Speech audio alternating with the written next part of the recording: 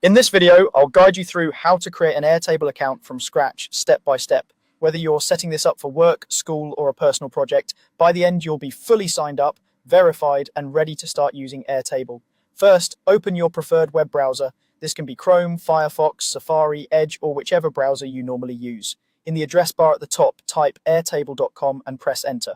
This will take you to the Airtable homepage. Give the page a moment to load, and you should see Airtable's main landing page, with options to learn about features, pricing, and so on. On the homepage, look for the Sign Up button. This is usually located in the top right corner of the screen. Go ahead and click Sign Up. This will bring you to the account creation page where you can choose how you want to register.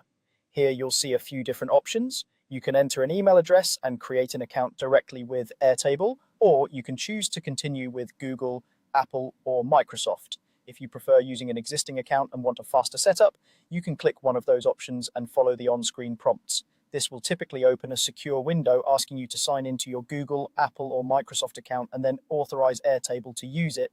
If you'd rather create your account with an email and password, stay on the main form. In the email field, type in an email address that you have access to and check regularly.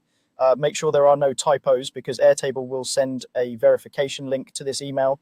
Next, you'll be asked to create a password. Choose a strong password that you haven't used on other sites. A good password usually includes a mix of letters, numbers, and symbols, and is long enough to be secure while still easy for you to remember. Once you've entered your email and password, submit the form to continue. After you've completed that step, Airtable will send a verification message to the email address you provided. Keep your browser open, then open a new tab or switch to your email app. Check the inbox for the email you used during sign up. Look for a new message from Airtable. If you don't see it right away, wait a minute or two, then refresh your inbox.